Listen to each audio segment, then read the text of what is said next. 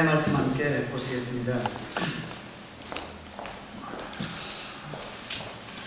신약성경 제일 처음에 있는 마태복음 3장 1절로 10절까지 제가 교독해드리겠습니다.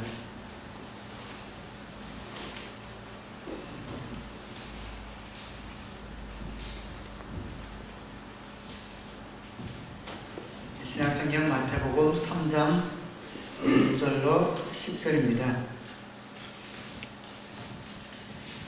세번역에는 이제 세례자 요한이라고 되어 있지만 또 침례교회 때문에 침례로 제가 바꾸어 수 있도록 하겠습니다.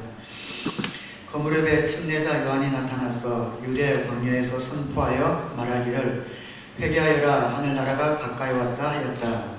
이 사람을 두고 예언자 이사야는 이렇게 말하였다. 광야에서 외치는 이의 소리가 있다. 너희는 주님의 길을 예비하고 그의 길을 곧게 하여라. 요한은 낙타 토롯을 입고 허리에는 가죽띠를 띠었다. 그의 식물은 메뚜기와 들꿀이었다. 그때 예루살렘과 온 유대와 요단강 부근 사람들이 다 요한에게로 나아가서 자기들의 죄를 자백하며 요단강에서 그에게 침례를 받았다. 요한은 많은 바리새파 사람과 사두개파 사람들이 침례를 받으러 오는 것을 보고 그들에게 말하였다. 독사의 자식들아, 누가 너희에게 닥쳐올 징벌을 피하라고 일러주더냐? 회개에 알맞은 열매를 맺으라. 그리고 너희는 속으로 주제넘게 아브라함이 우리 조상이다 하고 말할 생각을 하지 말아라. 내가 너희에게 말한다. 하나님께서는 이 돌들로도 아브라함의 자손을 만드실 수 있다. 도끼를 이미 나무풀에 갖다 놓았으니 좋은 열매를 맺지 않는 나무는 다 찍어서 불 속에 던지실 것이다. 아멘.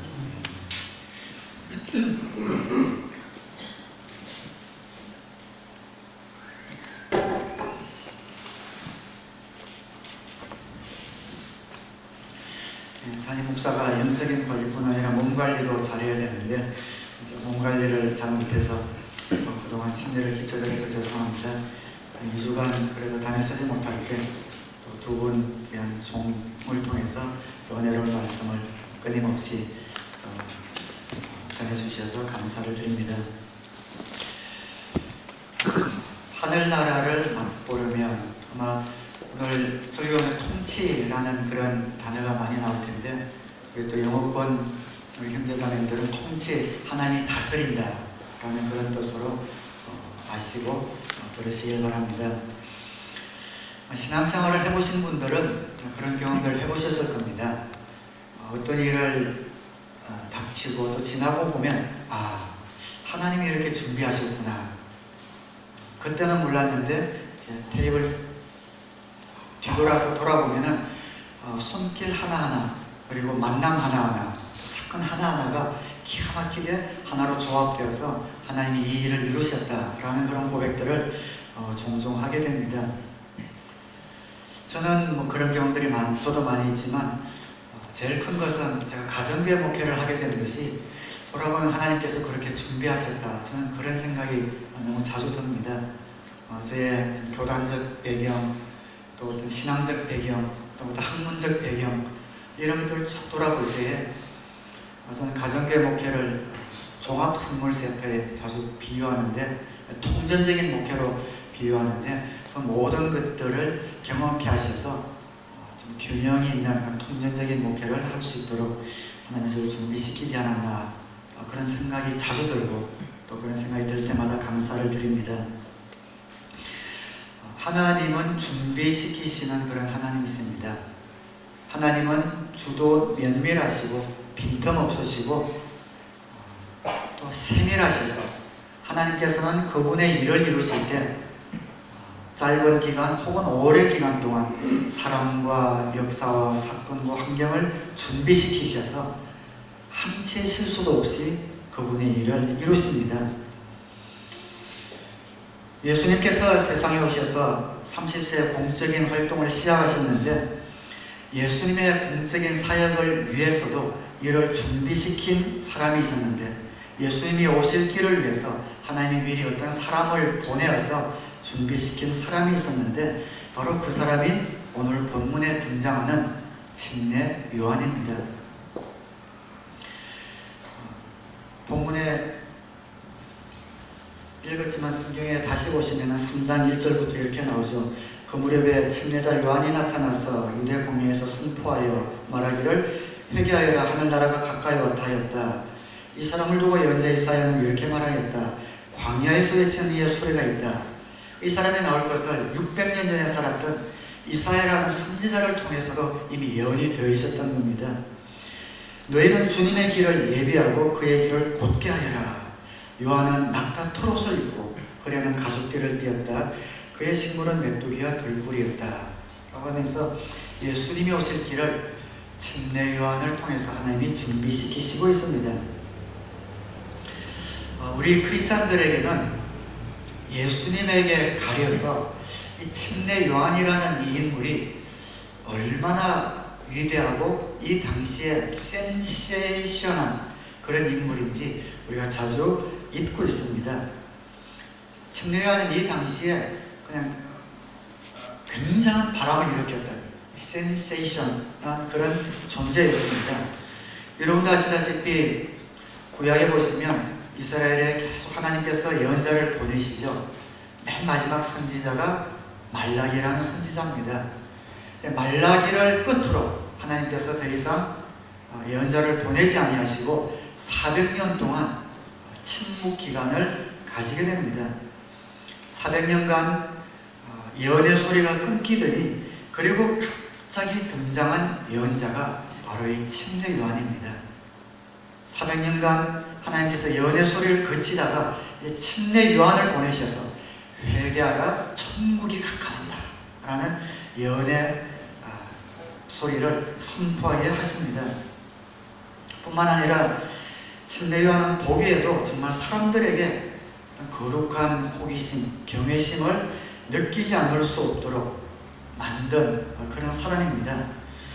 옷도 투박한 낙타털로 된 그런 옷을 입었고 광야에 살면서 메뚜기, 레위기에 보면 메뚜기는 먹을 수 있는 음식으로 나와 있습니다. 메뚜기를 먹고 또 쉽게 구할 수 있는 들꿀을 먹으면서 양식을 사 먹고 그러면서 하나님의 음성을 이제 사람들에게 선포하기 시작한 겁니다. 그럼 이 침례 요한의 목적은 무엇인가? 무엇을 준비하기 위해서 이 침례 요한이 이렇게 외치고 있는가? 오늘 이 본문을 기록한 마태는 이 사람이 나온 목적이 이사야에서 예언된 것을 이루기 위해서 나왔다라고 기록을 하고 있습니다. 이사야 40장 3절에 보면 한 소리가 외친다. 광야에 주님께서 오실 길을 닦아라.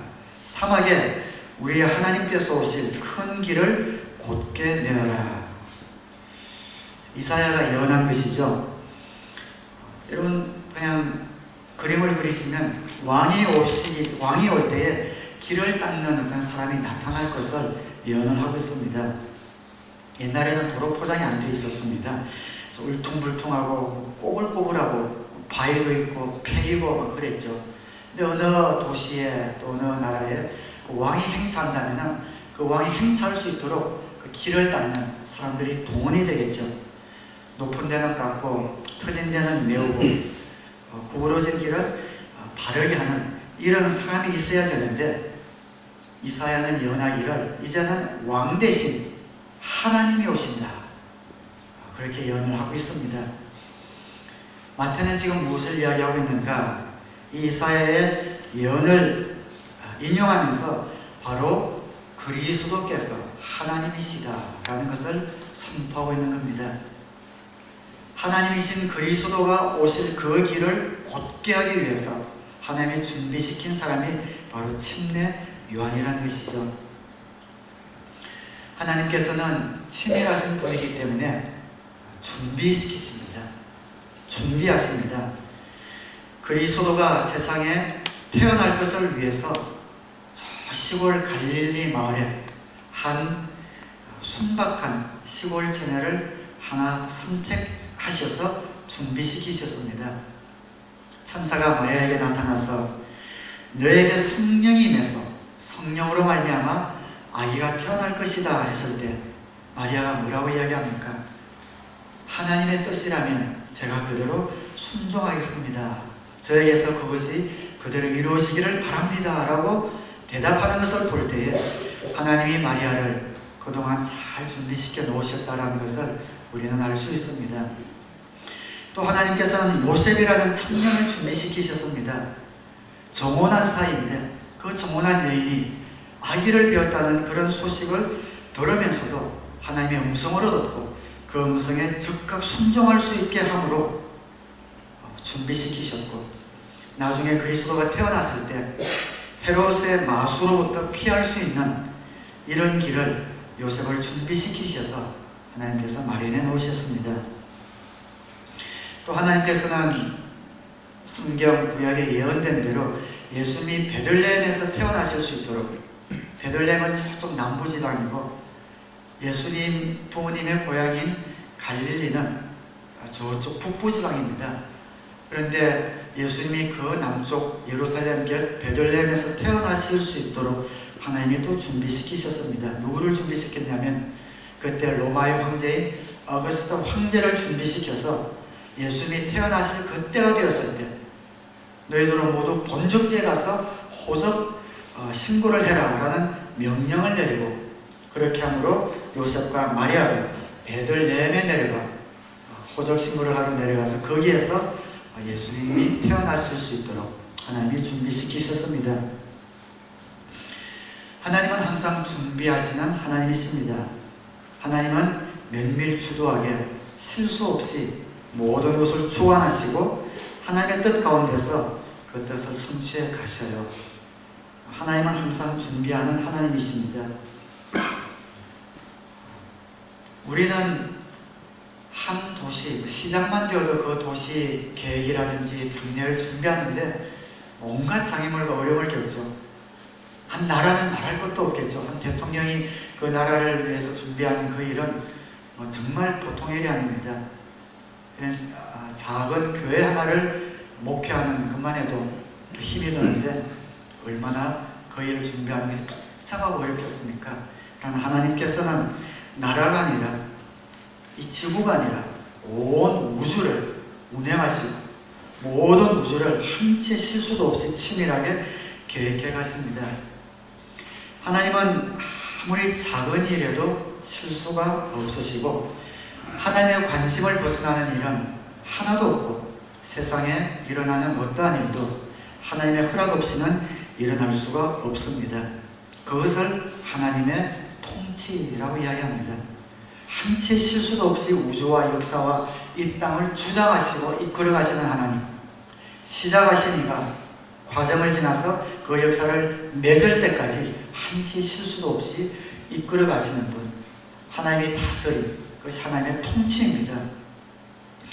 그 하나님의 통치를 예수님께서는 이렇게 말씀하십니다. 누가복음 12장 6절에 보면 참새 5마리가 분양에 팔리지 않느냐, 그러나 그 가운데 하나라도 하나님께서는 잊고 계시지 않는다. 제사 지낼 때서는 참새 5마리가 분양에 팔렸죠.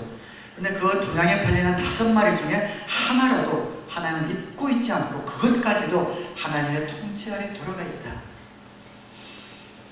우리의 시선이 미치지 않은 곳에 하나님의 시선이 미쳐 있고, 우리가 무관심한 곳에 하나님은 관심이 있으시고, 우리가 해결할 수 없는 그런 문제를 해결하시고 우주를 다스리는 실수 없는 분이 바로 하나님이십니다. 그분이 우리 인생에 관심이 있었습니다. 우리의 삶 가운데 일어나는 모든 일들을 주관하시고 인도하시고 통치하시고 이끌어 가십니다. 우리가 알아야 될 것은 하나님께서 우리 삶에 이런 작은 부분에까지 관심이 있으시고 작은 부분까지 그분의 섭리 가운데 인도하시고 보호한다라는 이 사실을 믿어야 한다는 겁니다. 근데 우리는 자꾸만 그것을 믿어야 하는데 자꾸 이해하려고 해요. 하나님이 어떻게 내 모든 삶을, 이 모든 것들을 하시나 자꾸만 이해하려고 하는데 이해하려고 해서는 안 됩니다. 그 하나님의 섭리는 우리의 이해와 우리의 지식의 한계를 뛰어넘는 하나님의 영역입니다. 그래서 이런 하나님의 섭리는 믿어야지 이해하려고 해서는 안 됩니다. 자꾸만 우리가 이런 하나님의 분명한 무엇을 자꾸만 알려고 하면 우리는 시야가 좁거든요. 우리는 시야가 좁기 때문에 우리 시야와 우리 이해와 우리 사고가 한정되어 있기 때문에 하나님의 섭리를 전부 보고 이해하려고 하면 할수록 점점 더 좀 우스꽝스러워집니다. 마치 어린아이들이 TV를 보면서 그 안에 사람이 들어있다 라고 그렇게 이야기하고 믿는 것처럼 우리가 하나님의 섭리를 다 이해하려고 할 때는 그냥 내 관점에서 우스운 그런 결론을 내리기가 쉽습니다.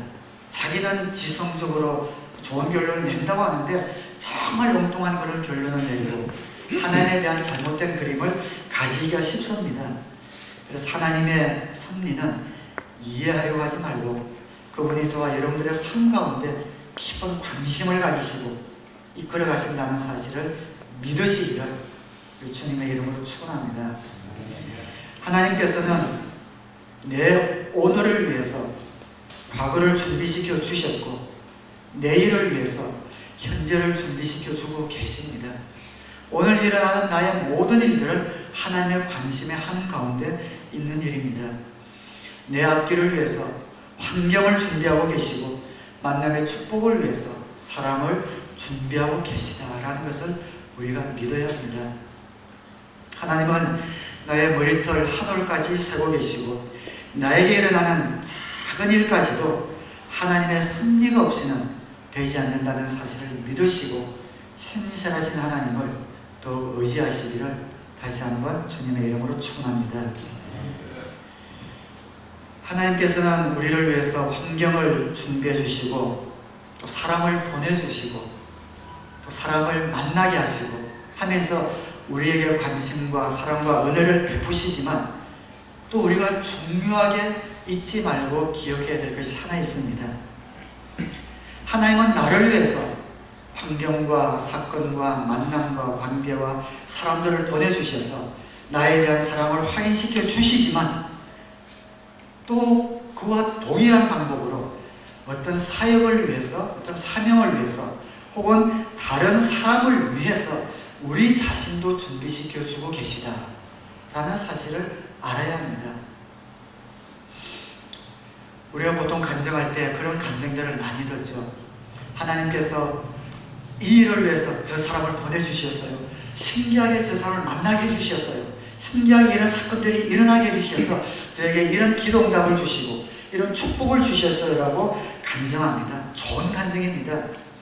그러나 더 복된 간증이 무엇인지 아십니까?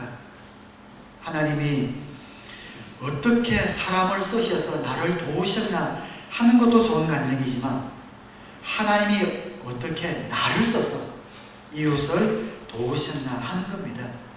준비시키신 하나님께서 어떻게 나를 준비시키시고 나에게 개입하셔서 나를 통해서 어떤 사역을 이루시고 나를 통해서 어떤 사람을 이렇게 도우셨다라는 이런 간증이 복된 간증이라는 것이죠.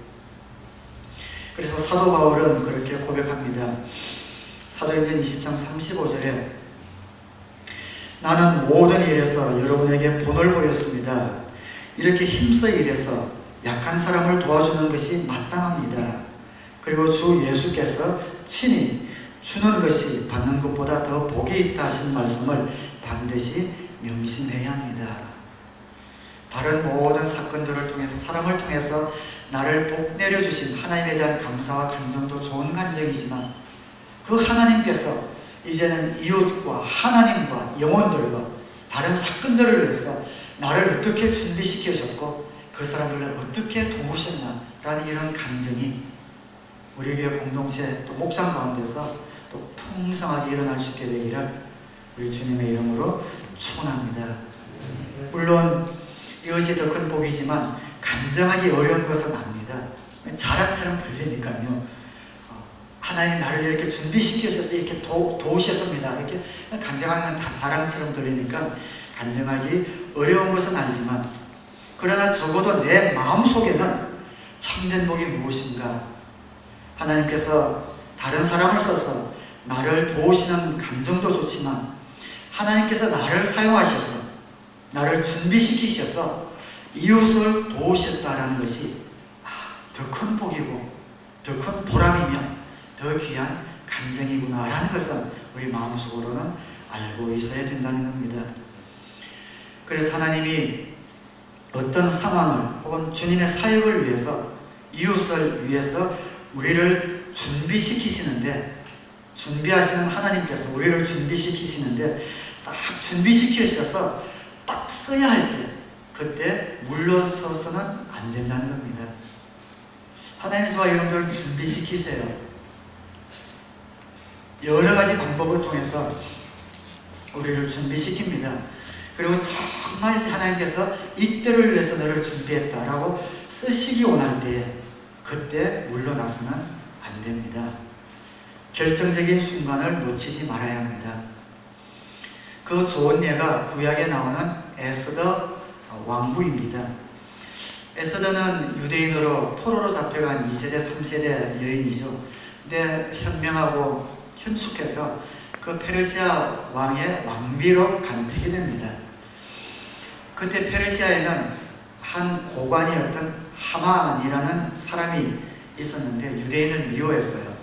이 하만이 유대인들을 전부 다 멸절시키기로 계획을 짜고 음모를 꾸미는데, 이것을 우연히 이 에스더 왕후의 사촌인 모로도게라는 사람이 알게 됩니다. 그래서 모로도게는 그 사실을 알고 에스더에게 와서 그 사실을 고합니다. 모든 유대인이 멸절당하게 되었으니 에스더 왕후여, 임금님에게 나아가서 이 음모를 알리십시오. 그런데 이 왕궁의 복도는 어떤 복도가 있냐면, 임금이 부르기 전에 먼저 임금님 앞에 나아가게 되면은 사형을 당합니다. 죽게 됩니다. 그런 복도가 있습니다. 그래서 에스더가 아마 좀 주저했던 것 같아요. 임금이 부르기 전에 내가 먼저 나가면은 난 죽을지도 모른다. 이런 에스더를 향해서 모로도게가 이렇게 이야기합니다. 이런 때에 왕후께서 입을 다물고 계시면 유다 사람들은 다른 곳에서라도 도움을 얻어서 마침내는 구원을 받고 살아날 것이지만 왕후와 왕후의 집안은 멸망할 것입니다. 왕후께서 이처럼 왕후의 자리에 오르신 것이 바로 이런 일 때문인지를 누가 합니까? 기가 막힌 말이죠. 하나님께서 이때를 위해서 당신을 준비시키셨다면 그 일을 위해서 모험을 걸어야 한다는 겁니다. 에스더가 그 말을 듣고 목숨을 걸고 왕 앞에 나아갔을 때 왕이 그를 아량으로 품어주게 되고, 왕이 그 모든 음모를 듣고 자기 동족을 구하는 그런 일들이 일어나게 됩니다. 하나님께서는 주의 일을 위해서, 이웃을 위해서 나를 준비해 놓으십니다. 그런데 하나님이 그 준비해 놓으시고 막상 쓰려고 하는데 주저하면, 뒷걸음치면, 물러나면 어떻게 하냐 하는 겁니다. 여러분을 물질로 하나님께서 준비시켜 주셨을지도 모릅니다. 주님의 사역을 위해서 큰 물질이 필요합니다. 여러분에게 혹시 재물이 있으시다면 바로 이 일을 위해서 하나님이 내게 재물을 주지 않으셨나 생각할 수 있어야 합니다. 하나님이 이 일을 위해서 내게 재물을 주시고 준비시키셨다면 그 기회를 놓치지 마시고 희생적으로 주님 앞에 드려야 합니다. 하나님께서 여러분들을 높은 자리에 올리셨든지 사회적 어떤 신분 있는 영향력을 미치는 자리로 불러주셨든지 어떤 명예를 주셨든지 할 때는 내가 이 영향력을 정말 잘 사용할 것 같으면 이 순간에 정말 하나님의 영광이 드러나고 하나님의 사역에 도움이 되고 이웃에게 도움을 줄 수 있겠다 싶을 그때가 된다면 하나님이 이때를 위해서 나를 이 자리로 불러주셨구나 라는 것을 심각하게 생각할 수 있어야 합니다. 그럴 때는 나의 신분과 지위와 영향력에 모험이 된다 하더라도 때를 놓치지 않고 순종할 수 있어야 합니다. 적어도 하나님께서 이런 것을 주신 것이 바로 이 일을 위해서 주신 것이 아닌가 심각하게 생각해 보시고, 그렇다고 생각되면 희생을 무릅쓰고 모험을 무릅쓰고 하나님의 말씀에 순종해야 합니다. 에스더가 하나님이 이렇게 준비시켜 주셨는데 그 겁이 난다고 만약 주저앉았다면 어떻게 되었겠습니까? 모르드게가 정확한 지적을 하고 있습니다. 당신이 만약에 이 일에서 물러난다면 하나님께서는 우리 민족을 다른 방법을 통해서라도 구원해 주시겠지만 이 일을 준비시켜 주신 당신이 물러날 때 당신과 당신 가족은 오히려 하나님 앞에서 멸망당할지 모릅니다. 정확한 그런 지적을 하고 있습니다. 그래서 에스더가 목숨을 내어놓고 하나님이 이 일을 위해서 나를 준비시켰구나 하고 나아갔을 때 자기의 동족뿐 아니라 자기의 위상도 더 견고해지고 높아지는 이런 복을 받게 됩니다. 저는 그런 분들 종종 봅니다. 종종 보았습니다. 하나님께서 물질 축복을 많이 주셨습니다. 그런데 써야 할 일을 위해서 준비시켜 주셨는데 막상 써야 할 때 안 썼다가 기회를 놓쳤다가 조금 지나고 나니까 가진 것이 하나도 남지 않는 그런 것 종종 본 적이 있습니다. 왜요? 하나님이 쓰고 싶어서 준비시켜 주셨는데 결정적일 때 쓰지 않아서 그런 것이죠. 또 그런 분들도 봅니다. 하나님께서 어떤 권력을 주시고 영향력을 주시고 사회적 지혜를 주셨는데 정말 하나님이 필요한 결정적인 순간에 그 자신의 자리에서 목소리를 내야 하는데 이것은 이렇게 해야 합니다. 이것은 이렇게 해서는 안 됩니다. 하나님의 음성을 통과시켜야 되는데 그 지위와 명예와 자리 때문에 그 모험을 하지 못하고 물러났을 때 조금 지나고 나니 전혀 영향이 없는 있는지도 없는지도 모르는 그런 자리로 처해버리고 만 그런 사람도 종종 봅니다. 하나님께서 우리를 준비시켜 주실 때 결정적인 순간에 우리는 순종해야 합니다. 하나님이 나에게 주셨을 때 하나님이 나를 영향력 있는 자리에 올려주셨을 때 하나님이 나를 준비시키고 계신 것이 아닌가. 그래서 주님을 위해서 이웃을 위해서 내가 정말 써야 할 것이 무엇인가 심각하게 생각해 보시고 하나님이 나를 준비시키셨다면 순종하셔서 쓰임받는 저와 여러분 되시기를 주님의 이름으로 축원합니다. 희생과 모험을 각오하고 주님이 준비한 그 일을 감당해서 하나님이 더 큰 일을 맡겨주시고 더 큰 일을 이루시는 저와 여러분 되셔서 우리의 모든 것을 세밀하고 살아버린 인도하시는 하나님의 더 큰 축복을 맛보게 되기를 주님의 이름으로 축원합니다. 우리가 이렇게 하나님이 쓰는 사람이 되기 위해서 우리가 해야 할 일이 있습니다. 성실하게 순간순간을 살아나가야 합니다. 그 좋은 예가 요셉입니다. 요셉은 형들의 시기를 받아서 이집트 상인에게 노예로 팔려가죠. 그리고 이집트의 어떤 경호실장의 집에서 성실하게 일함으로 그 집의 비서실장이 됩니다. 그러다가 또 모함을 받아서 감옥에 갇혔을 때 그 경호실장의 집에서 성실함으로 살아갔던 것처럼 감옥에 갇혔을 때도 자신의 신세를 한탄하거나 억울해하거나 절망하지 않고 또 성실함으로 감옥 생활을 합니다. 그러자 바로 밑에 있는 고관이 그 감옥에 들어오게 되고 그 고관의 꿈을 풀어주는 기회를 가집니다. 나중에 바로의 꿈을 풀어주는 기회까지 가지게 되고 총리 대신이 되었을 때도 성공했을 때도 그는 성실하게 국정을 돌봄으로 그 왕의 신임을 받게 되고 그의 고향 가나안 지방에 흉년이 들어서 그의 모든 가족과 친척이 굶어 죽을 형편이 되었을 때에 그 모든 가족과 친척을 이민을 시켜서 비옥한 땅에 살게 하는 이런 축복을 받게 됩니다. 노예 상인에게 팔려갔을 때는 경호실장의 집에 팔려갔을 때나 감옥에 갔을 때도 어느 순간에도 그는 그의 신세를 억울해하지 않고 절망하지 않고 하나님께서 그의 삶 가운데 개입하시고 인도하신다는 그 사실을 붙들고 하루하루를 성실함으로 채우셨습니다. 이 요셉을 볼 때에 하나님께서 우리를 준비시켜 주시기 위해서는 반드시 축복만 있는 것이 아니라 역경도 있다는 것을 압니다. 역경과 시련과 고난을 통해서도 우리를 준비시켜 주십니다. 하나님께서 나를 준비시켜 주신다는 것을 아는 사람은 내가 성공했을 때에 게을러지지 아니하고 나에게 역경이 왔을 때에 좌절하지 않습니다. 이 모든 일들을 하나님께서 소품으로 쓰셔서 나를 준비시키신다는 그 사실을 잊지 않기 때문입니다. 이 모든 것들을 극복하고 쓰임받기 원하는 사람들은 그래서 순간순간 성실함을 보이게 됩니다. 좌절했을 때, 낭망되었을 때 자세가 흐트러지지 않고 우리는 성실함으로 하루를 채울 수 있어야 하고, 내가 성공했을 때, 일이 잘 되었을 때에 교만하지 않고 또한 게을러지지 않고 성실해야 합니다. 하나님이 쓰시는 사람은 성실한 사람입니다. 잘 되었을 때나 못 되었을 때 그 자세가 흐트러지지 않는 그런 사람입니다. 하나님을 향한 시선을 빼앗기지 않는 사람입니다.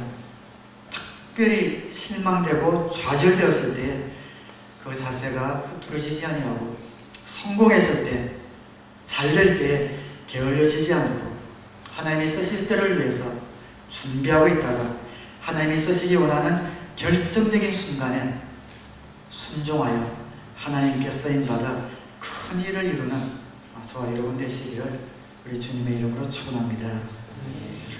오늘 침례 요한의 메시지는 이것입니다. 하늘나라를 맛보기 위해서, 이런 하나님께 쓰임받기 위해서 우리가 해야 될 일이 있는데 회개라는 겁니다. 본문 2절 말씀에 말하기를 회개하여라, 하늘나라가 가까이 왔다 하였다. 하늘나라라는 것은 하나님이 통치하시는 나라입니다. 저 우리가 가는 천국이라는 그런 그림도 괜찮지만, 하늘나라면 이 땅에 하나님이 다스리는, 하나님이 통치하시는 그런 나라를 하늘나라라고 이야기합니다. 이런 하나님이 다스리는 하나님의 통치권에 들어오기 위해서는 조건이 하나 있는데, 그것이 뭐냐면 회개라는 겁니다. 회개하여라, 천국이, 하늘나라가 가까이 왔다. 이 하늘나라의 통치권 안으로 들어갈 수 있는 유일한 길이 바로 회개라는 겁니다. 그럼 하나님이 통치하시는 곳이기 때문에 그곳에는 평화가 있고 행복이 있고 기쁨이 있습니다. 여러분이 예수님을 주님으로 영접할 때 주님, 또 주인으로 영접한다는 것이 무엇입니까? 예수님을 나의 주인으로 삼는다는 말은 그 예수님의 통치권 아래 들어가서 하늘나라의 백성이 된다는 그런 고백입니다. 그래서 하나님 나라의 백성이 되니까, 하늘나라의 통치권 안에 들어가니까, 즉 예수님을 영접한 다음에 들어가니까 우리에게 죄사함이 있고 평화가 있고 기쁨이 있고 거기에 행복이 있는 것이죠. 하나님이 다스리는 곳에 평화가 있고 기쁨이 있고 행복이 있습니다. 이런 하늘나라의 백성이 되기 위해서 있어야 되는 것이 있는데 무엇인가? 그 유일한 조건이 바로 회개라는 겁니다. 회개라는 헬라어 말을 보면은 마음을 바꾸다라는 그런 단어로 되어 있습니다. 마음을 바꾼다. 그러니까 마음 바꾼다. 이 두 가지가 회개라는 그 낱말의 근간을 이루고 있습니다. 회개는 마음을 바꾸는 겁니다. 그런데 회개라는 말은 그냥 마음 바꾸다, 이 두 가지가 근간을 이루고 있기 때문에 나쁜 마음을 좋은 마음으로 바꾸는 것만이 아니라 좋은 마음을 나쁜 마음으로 바꾸어도 똑같이 회개라는 단어가 사용이 됩니다. 마음 바꾼다, 이 두 가지가 헬라 회개의 의미이기 때문에 그렇습니다. 그렇다면 우리가 하나님의 백성이 되기 위한 회개는 무엇인가? 좋은 마음을 나쁜 마음으로 바꾸는 그런 회개는 아닐 거잖아요. 그래서 하나님의 백성이 되기 위해서 우리가 마음을 바꿔야 되는데, 무엇에 관해서 우리가 마음을 바꿔야 하는가? 두 가지입니다. 첫째는 자신에 관해서 마음을 바꾸고, 두 번째는 나의 삶에 대해서 마음을 바꿔야 합니다. 그것이 회개입니다. 자신에 관해서는 나는 지금까지 살아오면서 내가 그래도 괜찮게 살아왔다고 생각했고 나름대로 내가 인격자라고 생각했지만 하나님 앞에서 나는 죄인이구나 라는 마음을 바꿔야 하는 겁니다. 삶에 있어서는 내가 세상적으로는 성공한 삶을 살았을지 모르지만 이웃과 하나님 앞에서 비추어 볼 때는 정말 부끄러운 삶을 살았고 낭비하는 이기적인 삶을 살았구나 라는 삶에 대해서 생각을 바꾸는 겁니다. 여러분 주위를 보면 많은 크리스찬들이 있습니다. 많은 분들이 자기가 크리스찬이라고 이야기하지만 그 삶에 평화가 없고 기쁨이 없고 행복이 없고 더 나아가서 믿지 않는 사람들에게 야, 교회 다니면서 어떻게 그 모양이냐 라고 빈축을 사는 이유가 어디에 있는지 아십니까? 그 삶에 회개가 빠져 있어서 그렇습니다. 자기의 삶에, 자기 자신에 대한 마음이 바뀌지 않았고 자기 삶에 대한 마음이 바뀌지 않고 살아가기 때문에 그의 삶 가운데 하나님 나라의 통치권 안에 들어가면 당연히 자연적으로 우리 삶 가운데 선에 들어야 할 평화와 행복과 기쁨을 맛보지 못하고 그 마음이 끓고 그치니까 다른 사람에게 상처 주며 그리고 빈축을 사는 그런 삶을 살게 되는 겁니다. 어떤 사람들은 그 삶이 너무 힘드니까 또 삶에서는 프레셔가 많으니까 좀 마음의 평화를 좀 얻어보겠다 해서 교회에 와서 내 삶에 대해서 생각도 한번 해보고 또 목사님 좋은 설교하니까 거기에 대해서 뭐 듣고 이런 목적으로 나옵니다. 또 어떤 분은 기도하면 하나님이 건강도 주시고 또 축복도 주시니까 자녀들도 잘 되게 해준다니까 그것 때문에 나옵니다. 또 그렇게 나오다 보니까 교회에서 성실하다고 집사도 주고 또 열심히 다니면 장로도 주고 하다 보니까 또 교회에서 그렇게 되면서 신앙생활을 하는 사람들이 있습니다. 이런 사람들에게서 빠진 것이 무엇입니까? 자기 자신에 관해서 자기 삶에 대해서 마음이 안 바뀐 겁니다. 좋은 말씀 듣고 교양적인 도덕적인 좀 마음에 감동적인 말씀 듣고 내 마음에 좀 평화 좀 얻어보고 기도해서 응답도 좀 받아보고 그렇게 신앙생활을 하지만 한 번도 하나님 앞에서 자기 자신과 자기 삶에 대해서 그 마음이 바뀌지 않는다면 정말 그 사람이 하나님의 통치권 아래 들어가 있는 사람일까? 저는 아니라고 생각합니다. 회개라는 관문을 거치지 못했기 때문입니다. 많은 교회에서 이것이 너무 약한 것 같아요. 도덕적인, 교양적인, 마음이 편한 해야 할 설교가 아니라 듣기 좋은 설교를 하기 때문에 그렇게 되지 않나. 교회 오면 마음에 위로가 되는 또 복받는다는 그런 이야기만 하지 마음이 바뀌는 도전을 주지 않습니다. 그래서 자기에 관해서는 삶에 관해서는 전혀 생각도 해보지 않고 마음도 바뀌지 않으며 교회에 나와서 오는 베니핏만 생각하며 다닌다면 교회를 다니지만 정말 하나님의 통치권 아래에 있는 그런 영적인 복을 누릴 수 있는가 누리기 힘들다고 생각합니다. 회개 없으면 하늘나라 시민이 못되기 때문이죠. 마음을 바꿔야 합니다. 사랑하는 여러분, 내가 정말 하나님의 자녀, 크리스찬이라고 하면서 내 마음에 평화가 없고 기쁨이 없고 행복이 없고 주위 사람들에게 크리스찬으로서의 어떤 모범이 아니라 빈축을 사고 있다면 하나님 내 마음에 평화를 주세요, 기쁨을 주세요 라고 그런 행복과 기쁨을 찾지 말고 회개를 찾아야 합니다. 하나님 정말 내 모습을 보게 해주십시오. 내가 나를 보는 것이 아니라 하나님이 나를 어떻게 보시는지 하나님의 눈으로 나를 보게 해주십시오. 그래서 하나님 앞에서 저는 하나님의 뜻대로 살지 못한 죄인입니다. 이 고백이 있을 때에 그때 비로소 하늘나라가 우리의 것이 됩니다. 우리의 삶을 보아야 합니다. 외적으로는 부러울 것 없는 인정받는 성공한 삶일지 모르지만 정말 하나님의 눈으로 보니 하나님 앞에서 이웃을 위해서 해놓은 것이 없습니다.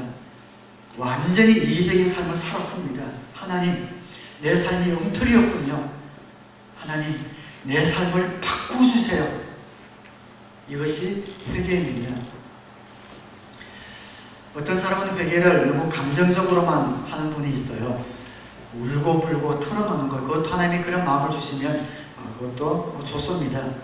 그런데 울고 불고 하더라도, 아무리 눈물을 쏟더라도 내 생각이 안 바뀌었으면 그것은 회개가 아닙니다.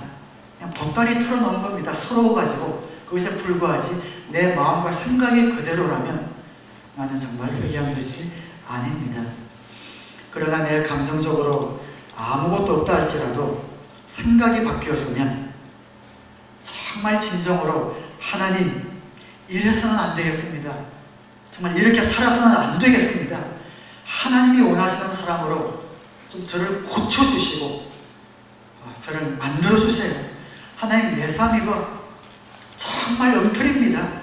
사람들은 나보고 성공했다고 인정하지만 하나님의 눈으로 내 삶을 보니 해놓은 것이 없습니다. 하나님, 하나님이 원하시는 삶을 살게 해주십시오.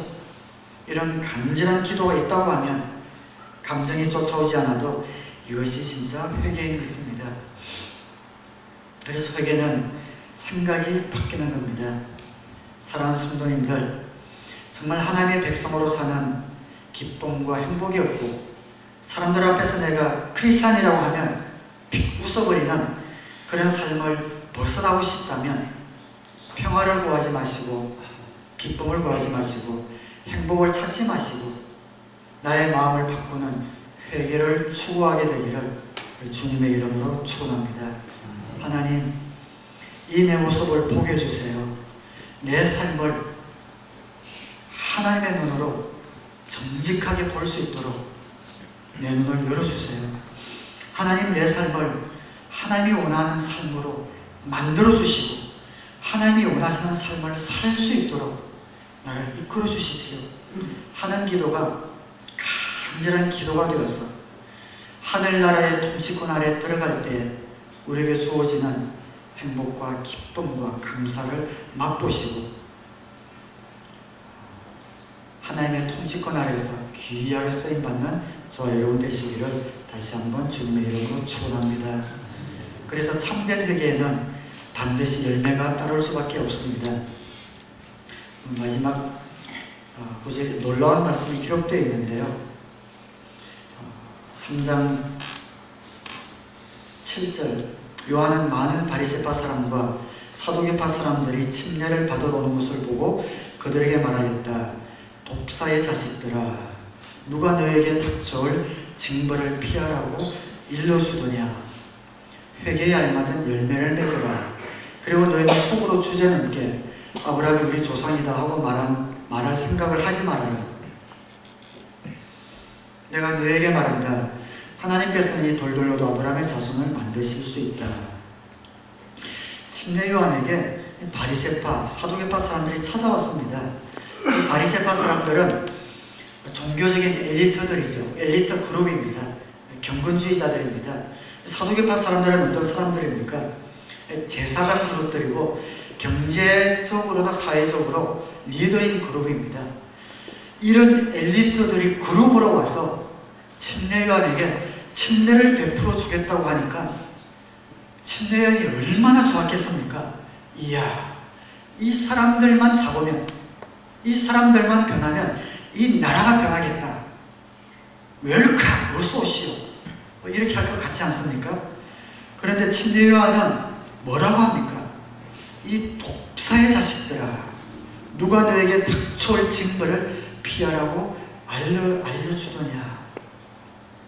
그에게 와서 침례를 받으러 오지만 그 마음 가운데는 그들의 자신에 관해서, 그들의 삶에 관해서 어떤 회개의 마음도 없이, 열매도 없이 오는 그들을 요한은 본 것이지요. 너희들이 아브라함의 후손이라고 해서, 자손이라고 해서 자연적으로 하늘나라의 백성이 되는 줄 아느냐? 어림없다. 회개하고 회개에 합당한 열매를 맺으라. 침례 요한이 오늘 현대교회를 향해서는 똑같이 이렇게 외칠 것 같아요. 너희들이 교회 나온다고 해서, 침례 받았다고 해서 하늘나라의 백성이라고 하지 말아라. 회개에 합당한 열매를 맺으라. 왜 침례 요한이 이렇게 외쳤을까요? 그들을 보니까 회개가 아니었기 때문입니다.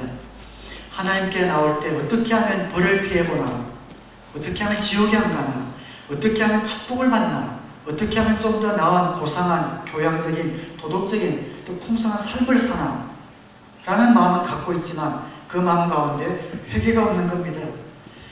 진정한 회개는 열매가 따르는 것이 자연스럽습니다. 별개가 아닙니다. 회개하러 오면 열매 맺어 가라가 아니라 진짜 회개는 자연적으로 열매가 따를 수밖에 없다는 것이죠. 우리가 살면서 이런 죄를 짓습니다. 또 실수합니다. 허물 가운데 빠집니다.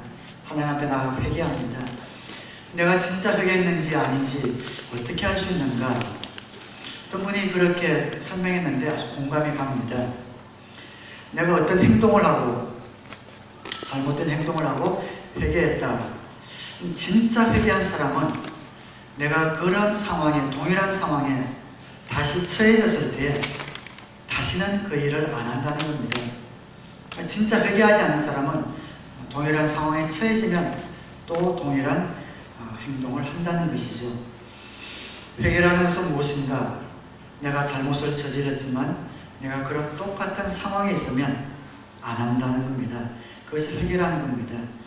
주위에 많은 분들은 하나님의 용서와 은혜를 믿고 바라지만 또 그것을 붙들고 살아가야 되지만 하나님이 용서해 준다니까 회개에 대해서 너무 무딥니다. 저 짓고 회개하면 되지. 저 짓고 회개하면 용서해 주니까 저 짓고 회개하고 저 짓고 회개하고 하다 보니까 회개할 마음이 안 생겨지고 그 마음이 점점 무뎌지는 것을 봅니다. 회개는 무엇입니까?